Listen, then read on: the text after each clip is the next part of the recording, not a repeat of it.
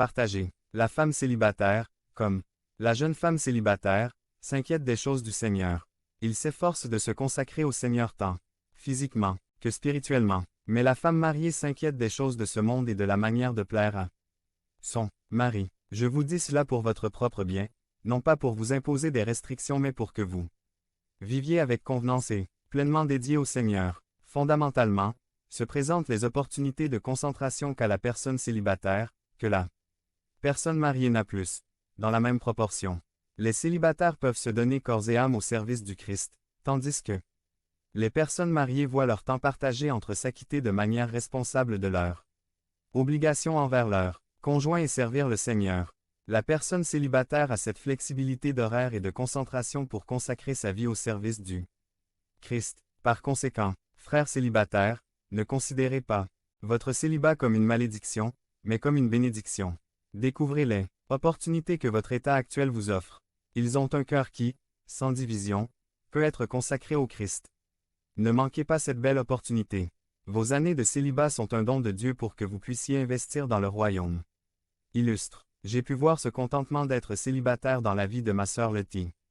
Elle a consacré les meilleures années de sa vie de célibataire à étudier, à faire des disciples, à travailler pour le royaume, à aider les gens et à démarrer des ministères. Quand est venu le temps de se marier et elle n'était plus une jeune fille, il y a 14 ans, elle a pu continuer à profiter de sa vie avec le Christ, maintenant dans le nouveau rôle d'épouse et de mère de 2 filles. Frères et sœurs célibataires, développez du contentement pour cet état béni dans lequel Dieu vous permet désormais de vivre pour sa gloire. Le mariage est une bénédiction. Changeons maintenant un peu de cap et abordons la question du mariage.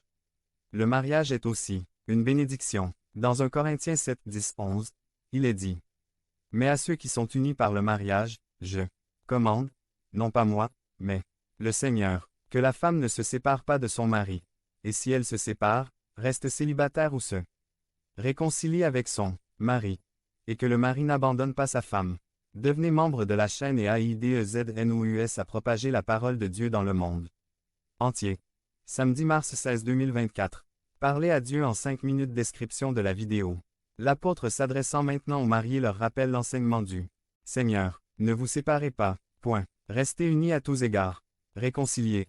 Revenir. Il est préférable que vous restiez dans le mariage. En d'autres termes, être marié est quelque chose de désirable, c'est quelque chose de bon, c'est une bénédiction de Dieu. Être marié, du point de vue biblique, ne signifie pas perdre la liberté, ce n'est pas être lié ou asservi. Être marié est une bénédiction. À quel point cette perspective est différente de celle